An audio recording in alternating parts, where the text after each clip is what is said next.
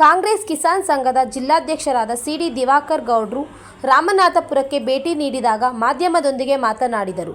ಇದೇ ಸಂದರ್ಭದಲ್ಲಿ ಮಾಜಿ ಸದಸ್ಯರು, ಯೋಜನಾ ಪ್ರಾಧಿಕಾರ, ಅರಕಲಗೂಡು ಸೂರ್ಯ ಜಿ ಅವರು, ಕೊನನೂರು ದರ್ಶನ, ಅರಕಲಗೂಡು ಲೋಕೇಶ್ ಹಾಗೂ ದೇವೇಂದ್ರರವರು ಉಪಸ್ಥಿತರಿದ್ದರು. Bureau report, ರಾಷ್ಟ್ರಧ್ವನಿ news Kannada. Manjegowda, Arakalagudu.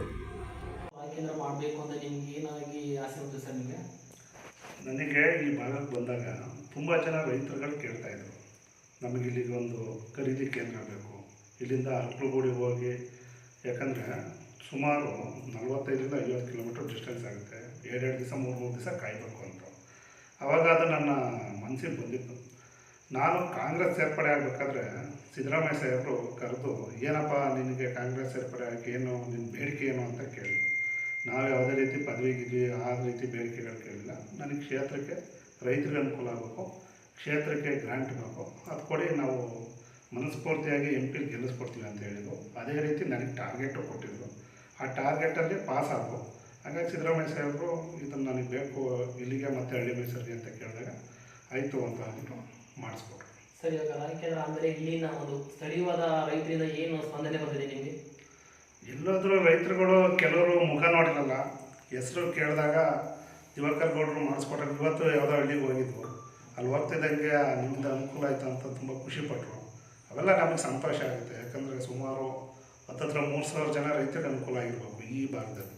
ಅಲ್ಲಿ ಹಳ್ಳಿ ಮೈಸೂರಲ್ಲಿ ಅಷ್ಟೇ 3,000 ಜನ ರೈತರಿಗೆ ಅನುಕೂಲ ಆಗಿದೆ. ಅವರಿಗೆ ಟೈಮ್ ಸೇವ್ ಆಯಿತು, ಹತ್ರದಲ್ಲಾಯಿತು. ಮತ್ತು ಈ ಸಲ ಒಳ್ಳೆ ಸಿಸ್ಟಮ್ ಮಾಡಿಸಿದ್ವು. ಒಬ್ಬರು ತಲೂ ₹1 ಕಮಿಷನ್ ತಗೊಳ್ದಂಗೆ ನಾನೇ ಇದ್ದು ವಾಚ್ ಮಾಡಿಸ್ದೆ. ರೈತರಿಗೆಲ್ಲ ತುಂಬ ಅನುಕೂಲ ಆಯಿತು. ನಿಮಗೆ ಹಳ್ಳಿ ಮೈಸೂರಲ್ಲಿಂದ ಬಂದು ರಾಮನಾಥಪುರನೇ ಮಾಡಬೇಕು ಅಂತ ನಿಮ್ಮೊಂದು ಟಾರ್ಗೆಟ್, ಒಂದು ಅನಿಸಿಕೆ ಹೇಗೆ ಬಂತು ನಿಮಗೆ? ಏನಂತ ಅಂದರೆ, ಈಗ ನಮ್ಮ ಹಳ್ಳಿ ಮೈಸೂರು ಭಾಗದಲ್ಲಿ ಇರಲಿಲ್ಲ ಖರೀದಿ ಕೇಂದ್ರ, ಎಲ್ಲ ಹೊಳೆನರಸೀಪುರಕ್ಕೆ ಹೋಗಬೇಕಾಗಿತ್ತು. ಹೊಳೆನರಸೀಪುರಕ್ಕೆ ಹೋಗೋದು ಒಂದ್ರ ಜೊತೆಗೆ ಅಲ್ಲಿ ರಾಜಕೀಯ ಪುಡಿ ರಾಜಕಾರಣಿಗಳ ರಾಜಕೀಯ ಒಂದು ಕಡೆ ಆದರೆ, ಇನ್ನೊಂದು ಕಡೆ ಅಲ್ಲಿ ಹೊಳೆನರಸೀಪುರಕ್ಕೆ ಮನೆಗೆ ಪಟ್ಟಿಗೆ ಹೋಗ್ಬೇಕಾಗಿತ್ತು. ಪಟ್ಟಿಲಿ ಟಿಕ್ ಮಾರ್ಕ್ ಹಾಕ್ತಾರೆ ಮಾತ್ರ ಖರೀದಿ ಮಾಡ್ತಾಯಿದ್ರು. ಇಲ್ಲಾಂದ್ರೆ ಅವರು ಆಫ್ ರೇಟ್ ಚೀಪ್ ರೇಟಿಗೆ ಕೊಟ್ಬಿಟ್ಟು ಹೋಗ್ಬೇಕಾಯ್ತು. ಯಾಕಂದ್ರೆ 4-5 ದಿವಸ ಕಾದಿರೋಲ್ಲ, ರೈತರಿಗೂ ಅರ್ಜೆಂಟ್ ದುಡ್ಡಿನ ಅವಶ್ಯಕತೆ ಇರೋದು. ಅದೇ ರೀತಿ ಇಲ್ಲೇನಾಗಿತ್ತು ಅಂತಂದರೆ, ಪಾಪ ಇಲ್ಲಿಂದ ಅರಕಲಗೂಡಿಗೆ ತಗೋಗಿ ಅಲ್ಲೂ 3-4 ದಿವಸ ಕಾಯಬೇಕಾಯ್ತು. ಯಾಕಂದರೆ ಜಾಸ್ತಿ ಜನ ಆದರು ರೈತರುಗಳು, ಅಲ್ಲಿ ಸಿಸ್ಟಮಿಗೆ ಹೊಂದಾಣಿಕೆ ಮಾಡ್ಕೋಬೇಕಾಗಿತ್ತು. ನಾನು ಕೊಣನೂರು ಒಬ್ಬಳಿಗೆ ಒಂದು ಸಲ ರೈತರುಗಳು ಒಂದು ಚರ್ಚೆಗೆ ಕರೆದಿದ್ರು, ಅಂದರೆ ಒಂದು ಮನವಿ ಕೂಡ ಕರೆದಿದ್ರು. ಅದು ಹೋದಾಗ ಏನಪ್ಪ ನಿಮ್ಗೆ ಕುಂದುಕೊರತೆ ಅಂತಂದಾಗ ಅವರೆಲ್ಲ ಇಲ್ಲ ನಮಗೆ ರಾಗಿ ಖರೀದಿ ಕೇಂದ್ರ ಮಾಡಿಕೊಡಿ ಅಂತಂದಾಗ ನಾನು DC ಅವರು, ತಹಶೀಲ್ದಾರು ಅವ್ರಿಗೆ ಮಾತಾಡಿ ಮತ್ತು ಸನ್ಮಾನ್ಯ ಸಿದ್ದರಾಮಯ್ಯ ಸಾಹೇಬರಿಂದ ಫೋನ್ ಮಾಡಿಸಿ ಇದಾಗಲೇಬೇಕು ಅಂತ ಅಂದ್ಬಿಟ್ಟು, ಯಾಕಂದರೆ ಇಲ್ಲೆಲ್ಲೂ ಖರೀದಿ ಕೇಂದ್ರ ಮಾಡೋಕ್ಕೆ ಜಾಗ ಇಲ್ಲ. ಯಾಕಂದರೆ ಅಲ್ಲಿ ಲೋಡಿಂಗು ಅನ್ಲೋಡಿಂಗ್ ಮಾಡೋಕ್ಕೆಲ್ಲ ಸಮಸ್ಯೆ ಐತೆ ಅಂತ ಅಂದ್ಬಿಟ್ಟು ಇದು ಮಾಡಿದರು. ಕೃಷಿ ಇಲಾಖೆ ಜಾಗನ ಉಪಯೋಗಿಸ್ಕೊಂಡು ಸನ್ಮಾನ್ಯ ಜಿಲ್ಲಾಧಿಕಾರಿಗಳಾಗಿದ್ದಂಥ ಸತ್ಯಭಾಮ ಮೇಡಮ್ ತುಂಬ ಹೆಲ್ಪ್ ಮಾಡಿದ್ದಾರೆ. ಈ ಹೆಲ್ಪು ನನಗಲ್ಲ, ನನ್ನದೇನು ₹1 ರಾಗಿನ ಇಲ್ಲ, ಆದರೆ ರೈತರಿಗೋಸ್ಕರ ಅನುಕೂಲ ಮಾಡಿಕೊಟ್ರು. ಅವ್ರನ್ನ ನಾವು ಈ ಟೈಮಲ್ಲಿ ನೆನಬೇಕಾಗುತ್ತೆ. ಒಟ್ಟಾರೆಯಾಗಿ ರಾಮನಾಥಪುರಕ್ಕೆ ರಾಗಿ ಕೇಂದ್ರ ಮಾಡಲಾಗಿ ಎಲ್ಲಿ ರೈತರು ಸಂತೋಷವಾಗಿ ತುಂಬ ತೃಪ್ತಿದಲ್ಲಿದೆ ಅಂತ ನಿಮ್ಗೆ ಅನಿಸ್ತದೆ? ಹೌದು. ಮತ್ತು ಇನ್ನು ಮುಂದಕ್ಕೆ ಕೆಲವರು ಇವತ್ತು ಹೋದಾಗ ರೇಷ್ಮೆ ಅದೊಂದು ಹೇಳಿದ್ದಾರೆ, ಅದನ್ನು ಎಷ್ಟು ಜನ ನಮ್ಮ ಒಂದು ರೈತರಿದ್ದಾರೆ ನೋಡ್ಬಿಟ್ಟು ಅದನ್ನು ಮಾಡಿಸ್ಕೊಡೋ ವ್ಯವಸ್ಥೆನ ಮಾಡಿಕೊಡ್ತೀನಿ. ಹಾಗಾದರೆ ಕೊಣ್ಣೂರ ಭಾಗದಲ್ಲಿ ಈಗ ಕೊಣನೂರು, ಅದು ಏನು ನಮ್ಮ ಸಿಟಿ ಇದೆ, ಕೊಣನೂರು ಸಿಟಿ, ಅಲ್ಲಿ ನಮ್ಮ ಗೆಳೆಯರ ಬಳಗ ಎಲ್ಲ ಒಂದು ರಿಕ್ವೆಸ್ಟ್ನು ಮಾಡೋರೆ, ಏನು ಅದನ್ನೊಂದು ಪಟ್ಟಣ ಪಂಚಾಯತಿ ಮೇಲ್ದರ್ಜೆಗೆ ಏರಿಸ್ಕೊಡಿ ಅಂತ ಹೇಳಿದ್ರೆ, ಅದನ್ನು ಆಲ್ರೆಡಿ ಸಿದ್ದರಾಮಯ್ಯ ಸಾಹೇಬ್ರ ಹತ್ರ ಮಾತಾಡಿದ್ದೀನಿ. ಸದ್ಯದಲ್ಲೇ ಅದಕ್ಕೆ ಪ್ರೋಸೆಸ್ಸು ಸ್ಟಾರ್ಟ್ ಆಗುತ್ತೆ. ಅದು ಮಾಡಿಸ್ಕೊಡೋದನ್ನು ನನ್ನ ಮನಸ್ಫೂರ್ತಿಯಾಗಿ ನಾನು ಮಾಡಿಸ್ಕೊಡ್ತೀನಿ ಅಂತ ಹೇಳೋಕ್ಕೆ ಇಷ್ಟಪಡ್ತೀನಿ. ಹಾಗಾದರೆ ಮುಂದಿನ ದಿನಗಳಲ್ಲಿ ರೈತರು ತುಂಬ ನಿರೀಕ್ಷೆ ಇಟ್ಕೊಂಡು ನಿಮ್ಮನ್ನು ಒಂದು ಜನಪ್ರತಿನಿಧಿ ಕಾಣ್ಬೋದಾ? 100%. ನಾವು ಈಗ ಬಂದು ರಾಜಕಾರಣ ಮಾಡಬೇಕು ಅಂತಲೇ ಬಂದಿದ್ದು. ಆದರೆ ರಾಜಕಾರಣಕ್ಕಿಂತ ಹೆಚ್ಚಾಗಿ ನಮ್ಮ ರೈತರಿಗೆ ಅನುಕೂಲ ಏನು ಮಾಡಿಕೊಡ್ಬೇಕು.